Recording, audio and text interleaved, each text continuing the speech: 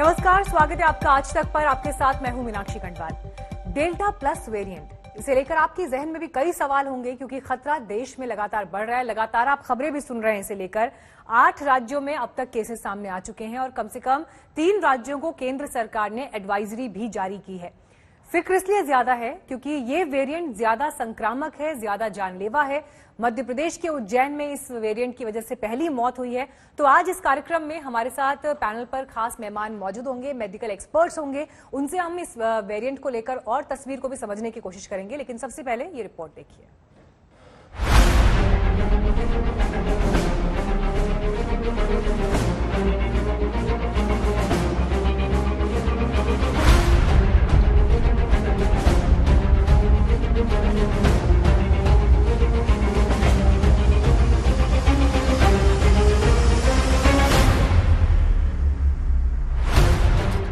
पहले alpha,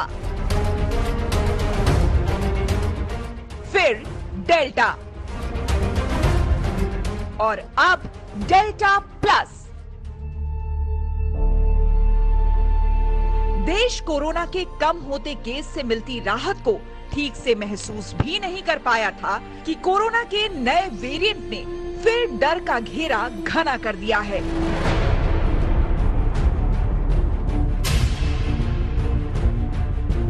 corona के delta variant के स्पाइक प्रोटीन में ऐसा खतरनाक बदलाव आया कि इसने देश को फिर आशंकित कर दिया है। देश के 8 राज्यों में डेल्टा प्लस के केस आ चुके हैं और एक मौत भी हो चुकी है।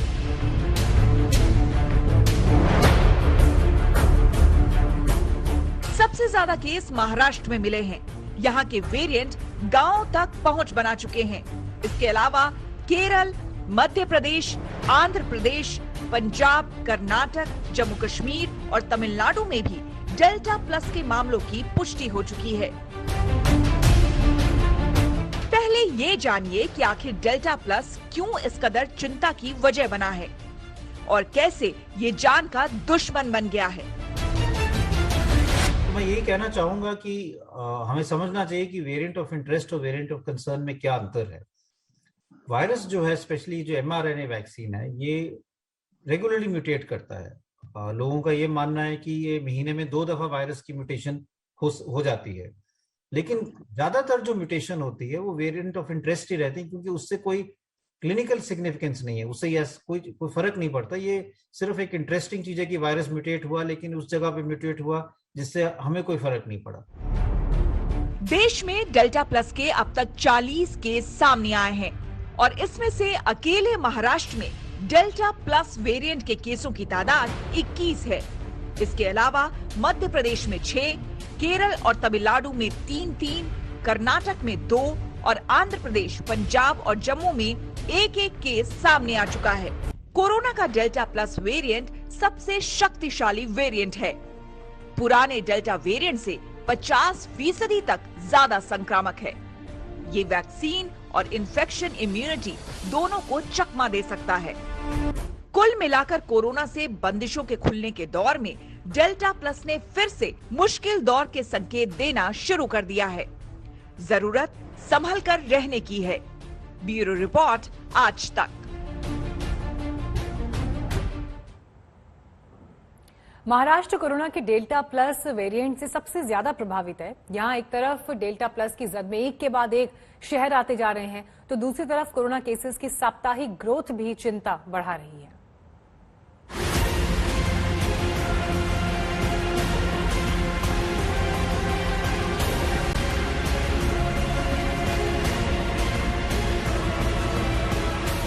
कोरोना की मार सबसे ज्यादा और सबसे घातक तरीके से झेलने वाले महाराष्ट्र का लगता है इस जानलेवा बीमारी से पीछा जल्दी छूटता नहीं दिखता। कोरोना के नए वेरिएंट डेल्टा प्लस से भी महाराष्ट्र ही सबसे ज्यादा प्रभावित है। राज्य के 5 जिले में डेल्टा प्लस के मामले सामने आ चुके हैं। इनमें रत्नागिरी में 9, जलगांव में 7, मुंबई में 2, पालघर, सिंधुदुर्ग और ठाणे में 1-1 केस आ चुके हैं। हाल ये है कि कोरोना के बढ़ते असर को देखते हुए महाराष्ट्र सरकार नए प्रतिबंध लगाने पर भी विचार कर रही है। now we have given instructions to all my subordinate officers that the index cases of these Delta plus variant should be monitored very closely. That means the detailed information about the index cases should be collected and should be kept for study. Madhya Pradesh में भी delta plus ने चिंता बढ़ाई है। यहां अब तक इस खतरनाक वेरिएंट के 2 मामले सामने आए हैं। 2 महिलाओं में डेल्टा प्लस का संक्रमण पाया गया। इनमें एक महिला की मौत हो गई, जबकि दूसरी महिला में इसका असर ज्यादा नहीं दिखा। उज्जैन में डेल्टा प्लस का पहला केस ऋषिनगर में सामने आया। 17 मई को एक महिला इस वायरस की चपेट में आई और 5वें दिन ही उसकी मौत हो गई। दूसरा केस 18 मई को घटिया में मिला। महाराष्ट्र और मध्य प्रदेश में स्वास्थ्य एजेंसियों की डेल्टा प्लस के फैलाव पर नजर है, लेकिन जिस तरीके से 8 राज्यों में केस अब तक सामने आ चुके हैं, उससे लगता है कि पूरे देश को इस वेरिएंट को लेकर संभल जाना चाहिए। ब्यूरो रिपोर्ट, आज तक। और इस पर डेल्टा प्लस वेरिएंट को लेकर अभी क्या स्थिति पूरे देश में है, कितना अलर्ट रहने की जरूरत आपको है, तीसरी लहर को लेकर डेल्टा प्लस वेरिएंट कितना खतरनाक हो सकता है, इन तमाम सवालों के इर्द गिर्द बातचीत करने के लिए हमारे साथ पैनल पर खास मेहमान मौजूद हैं। डॉक्टर अरविंद कुमार इस वक्त हमारे साथ जुड़ गए हैं। आप चेयरमैन हैं centre for chest surgery Medanta the Medicity. Doctor Shashank Joshi हमारे साथ महाराष्ट्र से मौजूद हैं। आप कोविड टास्क फोर्स के मेंबर हैं। इसी के साथ डॉक्टर एसके सरीन भी हमारे साथ मौजूद हैं। तो शुरुआत में यहाँ पर डॉक्टर शशांक जोशी आपके साथ करना चाहूंगी, क्योंकि महाराष्ट्र में अभी डेल्टा प्लस वेरिएंट के सबसे ज्यादा केसेस हैं। अकेले रत्नागिरी से 9 केसेस रिपोर्ट हुए हैं। महाराष्ट्र अभी इस वेरिएंट को लेकर किस स्टेज में है, और जो शोध अभी तक हमारे पास उपलब्ध है, जो जानकारी अभी तक उपलब्ध है, वो किस तरफ इशारा करती है, क्या संदेश देती है? धन्यवाद मीनाक्षी जी। आपने सही बताया कि महाराष्ट्र में डेल्टा प्लस के सबसे ज्यादा रुग्ण पाए गए हैं 40 केसेस में। उसकी 2 प्रमुख कारण हैं।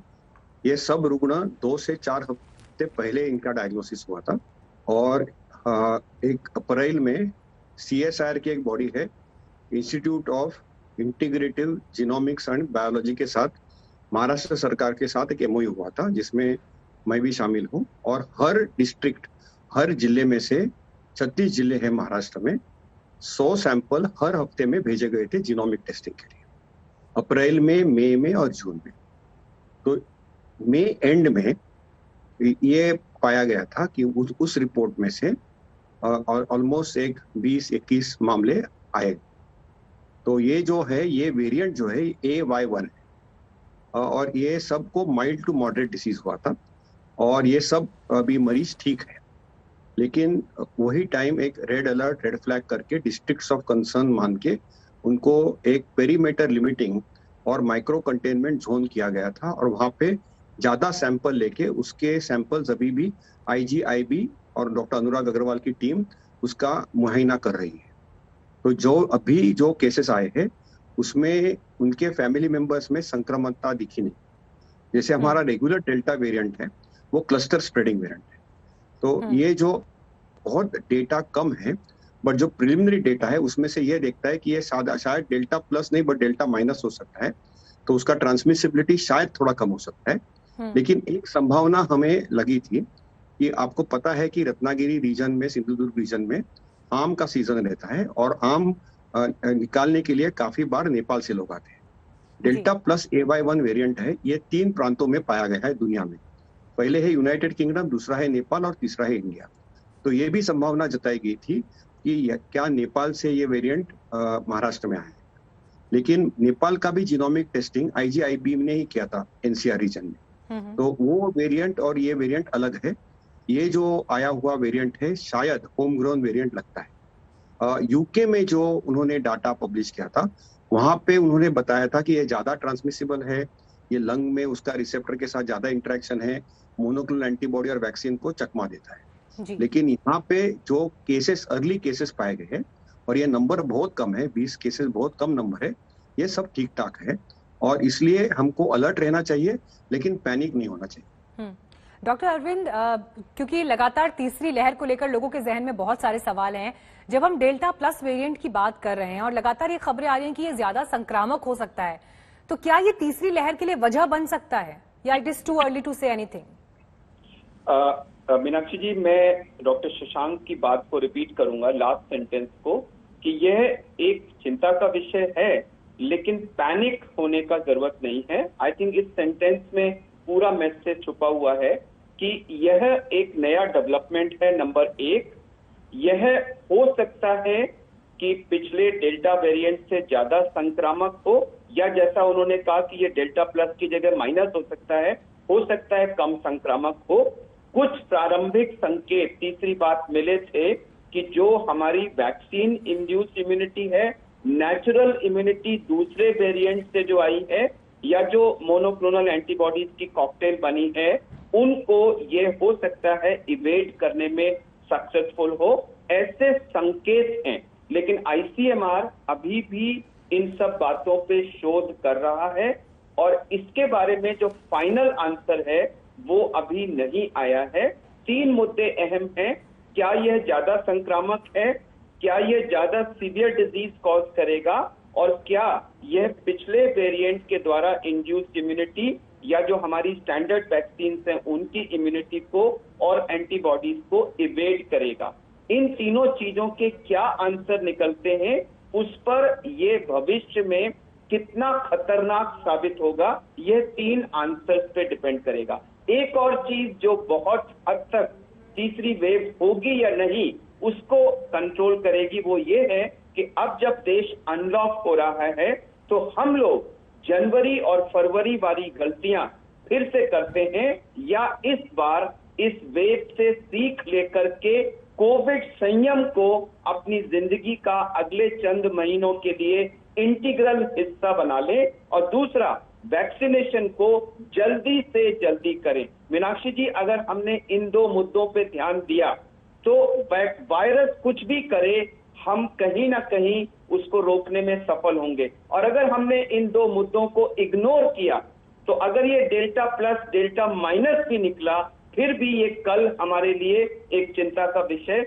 बन सकता है। मीनाक्षी जी। डॉक्टर सरीन, क्योंकि ये वेरिएंट जो है यूके में भी मिला है, अब इंडिया में जिस तरह से केसेस आए हैं, हालांकि 40 केसेस अभी हैं, ये डेटा अभी अपने आप में बहुत कम है, लेकिन जो भी उपलब्ध जानकारी इसको लेकर अभी तक है वो किस तरफ इशारा करती है? Thank you Meenakshi. ये पहली बात हमें समझनी है कि म्यूटेंट क्यों बनता है। जैसे आप दूसरे से लड़ें और उसको आपके बारे में सब पता हो तो आप मारे जाएं। वायरस इसलिए म्यूटेट करेगा कि वो सरवाइव करे, और ये प्रोसेस चलता रहेगा every few days, every few times जो वायरस मल्टीप्लाई करेगा। और अभी हमने सिर्फ डेल्टा प्लस है, जैसे डॉक्टर शशांक कह रहे थे कि हर डिस्ट्रिक्ट से हम 100 सैंपल ले रहे हैं और वो भेजें, पर अगर आपके टोटल 50,000 40,000 लोग इन्फेक्टेड हैं और उसमें से आपने 1000 सैंपल भेजे, 2000 भेजे, और उनमें से आपको पता लगा कि हमारे 50% डेल्टा या 20% डेल्टा प्लस है, तो आप इमेजिन करिए कि टोटल पॉपुलेशन में कितने लोग डेल्टा या डेल्टा प्लस से होंगे। 40 positive means out of how many tested. अब जैसे अभी आज डेल्टा जो है ऑलमोस्ट 90-95% यूरोप में या यूएस में करीब 20 to 25% हो गया, और उनको ये डर लग रहा है कि अगर यूएस में नई वेव आई अगस्त के अंदर, सितंबर में यूके में आई, तो डेल्टा की वेव होगी, हो सकता है उसके अंदर एक प्रोपोर्शन डेल्टा प्लस भी हो। हम लोगों के यहाँ से जो डेल्टा गया है that has gone to other countries. तो इसी तरह से अगर हमारे यहाँ एक सिटी से, लेट अस से महाराष्ट्र से या एक प्रोविंस में महाराष्ट्र से अगर डेल्टा प्लस निकला है तो ये सारे कंट्री में स्प्रेड करेगा, इसमें कोई दो राय नहीं, ये स्प्रेड करेगा, क्योंकि जब हम डिफरेंट टाइम पे अनलॉक कर रहे हैं तो ये स्प्रेड करेगा। और इसकी डिजीज क्या थर्ड वेव ला सकती है, इसके लिए हमें जरूर अपनी समझ, अपनी एहतियात रखनी है। पर इसके बारे में कुछ और समझना जरूरी है डेल्टा के लिए। जैसे हमारी करंट mRNA फाइजर की वैक्सीन है, मॉडर्ना की वैक्सीन है, जो mRNA वैक्सीन है वो सिंगल डोज में 30% एफिकेसी देगी, पर अगर 2 डोज लगे इवन विद डेल्टा वेरिएंट उनकी 80-85% एफिकेसी। पर जो कोविशील्ड या जो एस्ट्राजेनिका की वैक्सीन है, इनकी 2 डोज के बाद में भी 60% एफिकेसी करीब आपकी इनके जो वेरिएंट्स के साथ में पाई गई। कोवैक्सीन के बारे में पूरी डिटेल्स नहीं। What I don't want to say कि वैक्सीन खराब है, पर यह मतलब है कि वैक्सीन आपको टोटली प्रोटेक्ट कर पाएगी ये कहना मुश्किल है। इसलिए आप वैक्सीन जरूर लगवाइए, जल्दी से लगवाइए। हो सकता है आप 60, 70, 80% वाले ग्रुप में आ जाएं जिसमें प्रोटेक्शन हो, डिजीज माइल्डर हो। पर अगर आपने वैक्सीन नहीं लगाई है और ये वेरिएंट आ गया तो हो सकता है कि डिजीज बहुत सीवियर, ये मोर ट्रांसमिसेबल है। पहले हम लोग कहते थे हाँ भाई 15 मिनट तक आप कांटेक्ट में रहें दूसरे के, तब वायरस आएगा।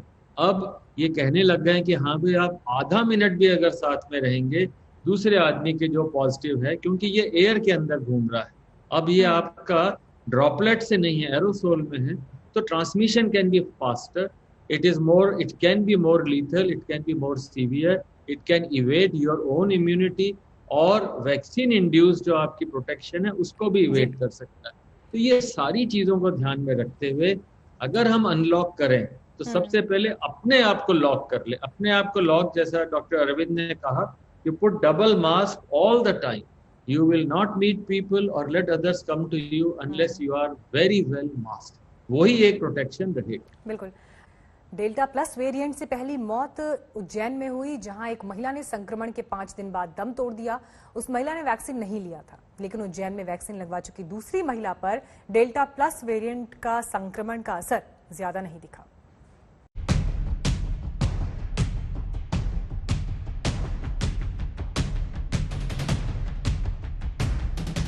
कोरोना का डेल्टा प्लस वेरिएंट उज्जैन तक पहुंच गया। यहां 2 मामले सामने आए। 2 महिलाओं में डेल्टा प्लस का संक्रमण पाया गया। इनमें एक महिला की मौत हो गई, जबकि दूसरी महिला में इसका असर ज्यादा नहीं दिखा। अब दोनों मामले को वैक्सीन की कसौटी पर कसा जा रहा है। उज्जैन में डेल्टा प्लस का पहला केस ऋषिनगर में दिखा। 17 मई को एक महिला इस वायरस की चपेट में आई और 5वें दिन ही उसकी मौत हो गई, जबकि साथ रहने वालों तक संक्रमण नहीं फैला। पति ने वैक्सीन लगवा रखी थी। ट्रीटमेंट उनका चालू हुआ, फिर लेवल कम होता गया, तो हमें वो टेंशन तो हो ही रहा था। फिर वहाँ उन्होंने जो लगा तो नहीं हो जाएगा, नॉर्मल हो जाएंगे, आ जाएंगे। उस चक्कर में नॉर्मल हुआ नहीं। शाम तक डॉक्टर साहब ने कहा था आपको इनको पाटीदार हॉस्पिटल करो, वहाँ वेंटिलेटर या जो भी जो जरूरत है तो वहाँ थोड़ी सुविधा अच्छी है, तो पाटीदार में ले गए। तो पाटीदार में डॉक्टर साहब ने रेफर करवा दिया था। उसी टाइम 12 बजे पाटीदार में एडमिट किया, वहाँ सब व्यवस्था उन्होंने जो ट्रीटमेंट किया, उसके बाद दूसरे दिन तो एक्सपायरी हो गई। हमको 4-5 दिन पहले ही ये पता चला कि मम्मी को डेल्टा प्लस वेरिएंट का कोरोना हुआ था। अब मेरे पापा से मदर को हुआ था, पर पापा तो 2 दिन में ही घर पर ठीक हो गए थे, पर मदर तो मेरे 3-4 दिन में ही एक्सपायर हो गए। हम लोग उनका पूरा ट्रीटमेंट भी नहीं करा पाए। उज्जैन में डेल्टा प्लस का दूसरा केस 18 मई को घटिया में मिला। महिला ने वैक्सीन का डोज ले रखा था, लिहाजा उस पर संक्रमण का असर ज्यादा नहीं दिखा। घर परिवार के लोगों ने भी वैक्सीन लगवा रखी थी, कोई भी संक्रमित नहीं है। जो 15 दिन क्वारंटीन थे वो घर के अंदर ही थे, तो संक्रमित वाला जो क्षेत्र था उनका, उसके दौरान तो घर के अंदर ही थे। कंटेनमेंट बाहर घर के बाहर बना हुआ था, तो ये तो संभव ही नहीं है कि वो किसी को फैला पाए। कोरोना के डेल्टा प्लस वेरिएंट को सबसे खतरनाक माना जा रहा है, लेकिन उज्जैन के 2 केस बता रहे हैं कि इसके खिलाफ भी वैक्सीन लड़ सकती है। वैक्सीन लगवाने वाली महिला पर डेल्टा प्लस का ज्यादा असर नहीं हुआ, वहीं वैक्सीन ना लेने वाली महिला की जान चली गई। उज्जैन से संदीप कुलश्रेष्ठ के साथ आज तक ब्यूरो। आइए अब आपको सुनवाते हैं सीएम केजरीवाल का वो बयान जिसमें वो दिल्ली में ऑक्सीजन का घोर संकट होने की बात कह रहे थे और ज्यादा ऑक्सीजन मांग रहे थे। ऑक्सीजन की बहुत ज़्यादा परेशानी हो रही है। आज भी मतलब चारों तरफ अस्पतालों से SOS आ रहे हैं, इस अस्पताल की ख़त्म हो गई, इसकी 1 घंटे की बच गई, उसकी आधे घंटे की बच गई। बहुत ज़्यादा मुश्किल हालात पैदा होते जा रहे हैं। तो अब दिल्ली, हमने कोर्ट्स में भी बोला है, हमने केंद्र सरकार को भी लिखा है, तो अब 976 टन ऑक्सीजन की ज़रूरत है। उसके अगेंस्ट में अगर 312 टन ऑक्सीजन हमें दिल्ली को दी जाएगी तो कैसे काम चलेगा। आज सारे अस्पतालों के अंदर हाहाकार मचा हुआ है। कई अस्पतालों ने बोला है कि उनको अपने पेशेंट्स निकालने पड़ेंगे, तो दिल्ली को ऑक्सीजन चाहिए। अब दिल्ली के अंदर ऑक्सीजन की कमी होने लगी है। रेमडेसिविर की कमी होने लगी है। आज मैंने काफ़ी लंबी एक एक चीज़ के ऊपर मीटिंग ली थी सभी ऑफिसर्स के साथ। तो जो हमारे 3-4 दिन पहले हमारी असेसमेंट थी, चूंकि केसेस बहुत ज़्यादा तेजी से बढ़ रहे हैं, इस वजह से इन सारी चीज़ों की कमी भी, जो हमें लगता था कुछ दिन पहले तक की स्थिति ये चीज़ें उचित मात्रा में मौजूद हैं, आज ऑक्सीजन की, रेमडेसिविर की और टॉसिलिजुमैब, इन तीनों की कमी नजर आई। भारत के साथ साथ दुनिया में भी डेल्टा प्लस वेरिएंट ने कहर बरपा रखा है। खास तौर पर यूरोप में तो डेल्टा प्लस ने इतना नुकसान किया कि नए सिरे से पाबंदियों पर विचार हो रहा है। अमेरिकी राष्ट्रपति ने लोगों से जल्द वैक्सीन लगवाने को कहा है।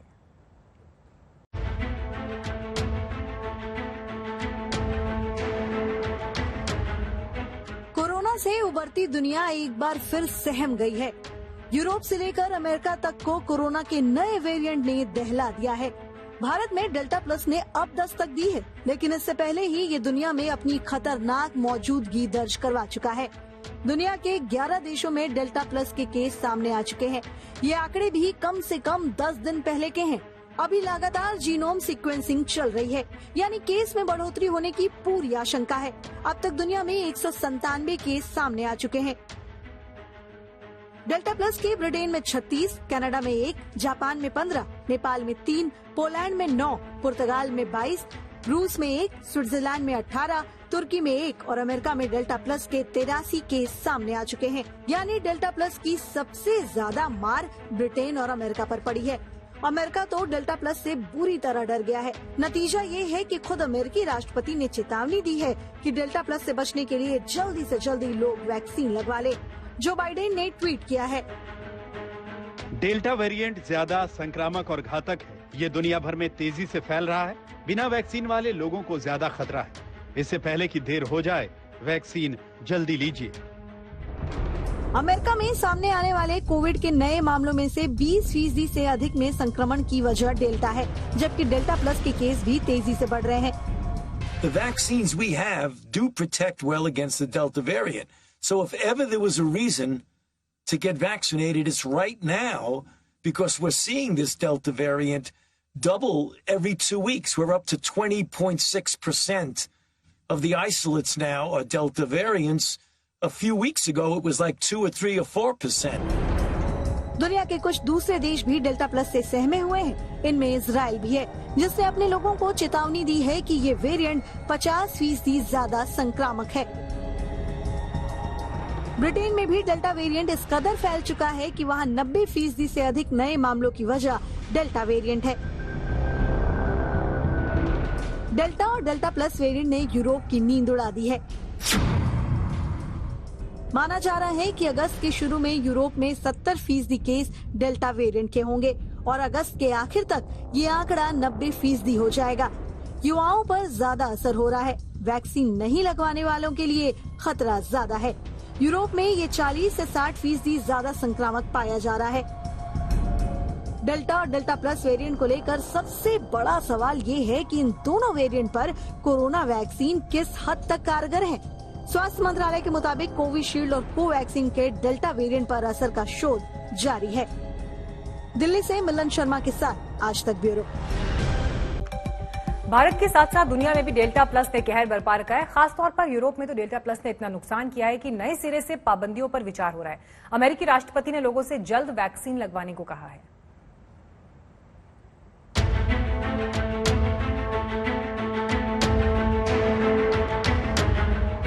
कोरोना से उभरती दुनिया एक बार फिर सहम गई है। यूरोप से लेकर अमेरिका तक को कोरोना के नए वेरिएंट ने दहला दिया है। भारत में डेल्टा प्लस ने अब दस्तक दी है, लेकिन इससे पहले ही ये दुनिया में अपनी खतरनाक मौजूदगी दर्ज करवा चुका है। दुनिया के 11 देशों में डेल्टा प्लस के केस सामने आ चुके हैं। ये आंकड़े भी कम से कम 10 दिन पहले के हैं। अभी लगातार जीनोम सीक्वेंसिंग चल रही है, यानी केस में बढ़ोतरी होने की पूरी आशंका है। अब तक दुनिया में 197 केस सामने आ चुके हैं। डेल्टा प्लस के ब्रिटेन में 36, कनाडा में 1, जापान में 15, नेपाल में 3, पोलैंड में 9, पुर्तगाल में 22, रूस में 1, स्विट्जरलैंड में 18, तुर्की में 1 और अमेरिका में डेल्टा प्लस के 83 केस सामने आ चुके हैं। यानी डेल्टा प्लस की सबसे ज्यादा मार ब्रिटेन और अमेरिका पर पड़ी है। अमेरिका तो डेल्टा प्लस से बुरी तरह डर गया है। नतीजा ये है कि खुद अमेरिकी राष्ट्रपति ने चेतावनी दी है कि डेल्टा प्लस से बचने के लिए जल्दी से जल्दी लोग वैक्सीन लगवा ले। जो बाइडेन ने ट्वीट किया है, डेल्टा वेरिएंट ज्यादा संक्रामक और घातक है। ये दुनिया भर में तेजी से फैल रहा है। बिना वैक्सीन वाले लोगों को ज्यादा खतरा है। इससे पहले कि देर हो जाए, वैक्सीन जल्दी लीजिए। The vaccines we have do protect well against the Delta variant. So if ever there was a reason to get vaccinated, it's right now, because we're seeing this Delta variant double every 2 weeks. We're up to 20.6% of the isolates now are Delta variants. A few weeks ago, it was like 2 or 3 or 4%. Britain में भी delta variant इस कदर फैल चुका है कि वहाँ 90% से अधिक नए मामलों की वजह डेल्टा वेरिएंट है। डेल्टा और डेल्टा प्लस वेरिएंट को लेकर सबसे बड़ा सवाल ये है कि इन दोनों वेरिएंट पर कोरोना वैक्सीन किस हद तक कारगर है। स्वास्थ्य मंत्रालय के मुताबिक कोविशील्ड और कोवैक्सीन के डेल्टा वेरिएंट पर असर का शोध जारी है। दिल्ली से मिलन शर्मा के साथ आज तक ब्यूरो। डॉक्टर शशांक जोशी, देखिए जिस तरह की तस्वीर उभरती हुई दिखाई दे रही है, दुनिया भर में इस वेरिएंट को लेकर चिंता तो है। खुद WHO कह रहा है इसे वेरिएंट ऑफ कंसर्न, लेकिन जो केसेस अभी तक आपके भी नॉलेज में आए हैं, जो केसेस महाराष्ट्र में रिपोर्ट हुए हैं, जो वेरिएंट पहले असर डाल रहा था, लक्षण जो दिखाई देते हैं वो लगभग सेम है या किसी तरह की कोई नई फाइंडिंग भी सामने आई है लक्षणों को लेकर?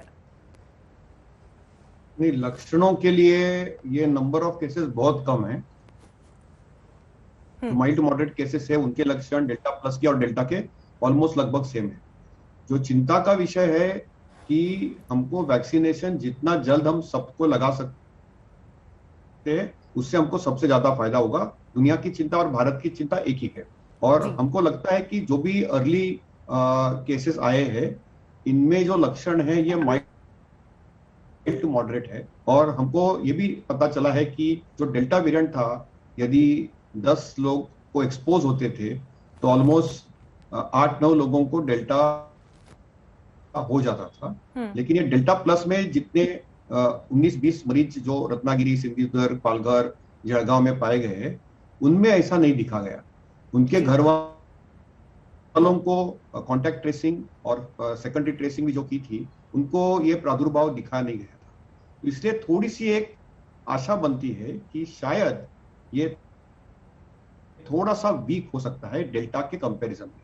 लेकिन कोई भी डेल्टा अपने जो ओरिजिनल वेरिएंट था लास्ट साल का, उससे ज्यादा खतरनाक होता है, क्योंकि इसकी ट्रांसमिसिबिलिटी ज्यादा रहती है।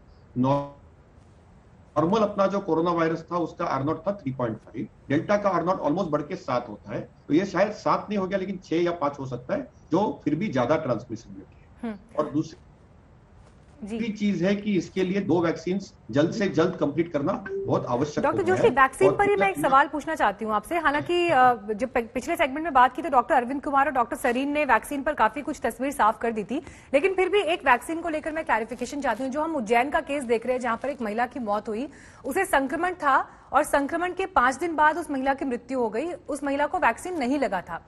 लेकिन जो मध्य प्रदेश के बाकी केसेस हैं, उन केसेस में वैक्सीन लग चुका था, तो तबीयत उतनी ज्यादा खराब नहीं हुई। तो क्या इसे हम वैक्सीन के इफेक्ट से जोड़कर देख सकते हैं? निश्चित तौर से देख सकते हैं। वैक्सीन से जान बचती है, 100% लोगों में जान बचती है। वैक्सीन से तीव्रता जो होती है कोविड की, वो कम होती है। तो जो तीव्र बीमारी होती है, उसकी तीव्रता काफी हद तक कम होती है। और माइल्ड टू मॉडरेट जो डिसीज आता है, ये मैनेज करना काफी आसान होता है। तो 1 या 2 वैक्सीन देने से थोड़ी जो एक प्रोटेक्शन आती है, ये बहुत जरूरी है। और इसलिए हम सबको अपील करेंगे, आप ग्रामीण भाग में हो, रूरल इंडिया में हो या अर्बन इंडिया में हो, टीकाकरण जरूर करवाइए। एक टीका लगवाइए, हो सके तो दोनों टीका कंप्लीट करवाइए। अभी भारत सरकार ने बहुत अच्छी कामगिरी की है। उन्होंने सबको जितना ज्यादा टीका देने की एक प्रयास है। नेक्स्ट 3 से 6 महीने में लगभग 20 से 30 करोड़। और डॉक्टर जोशी, देखिए जब आपसे ये बात हो रही है तो इस वक्त महाराष्ट्र से भी ये बड़ी खबर सामने आ रही है। रत्नागिरी में 80 साल के एक बुजुर्ग की मौत हुई है डेल्टा प्लस वेरिएंट की वजह से। संभवतः ये दूसरी मौत होगी क्योंकि पहला मामला उज्जैन में रिपोर्ट हुआ डेथ का, दूसरा ये केस इस वक्त रत्नागिरी से मिल रहा है। इसीलिए जरूरी है कि हम सब जागरूक रहें और इस वेरिएंट को लेकर जितनी ज्यादा जानकारी मेडिकल एक्सपर्ट से मिल सकती है उसे हम अच्छे से समझें। डॉक्टर अरविंद, आपने कुछ समय पहले डेल्टा प्लस और डेल्टा माइनस इस टर्म का जिक्र किया था। मैं चाहूंगी आप हमारे दर्शकों को थोड़ा इसे और एक्सप्लेन करें। एक्चुअली मीनाक्षी जी, डॉक्टर शशांक ने इसका जिक्र सबसे पहले किया था, मैंने उनको कोट किया था।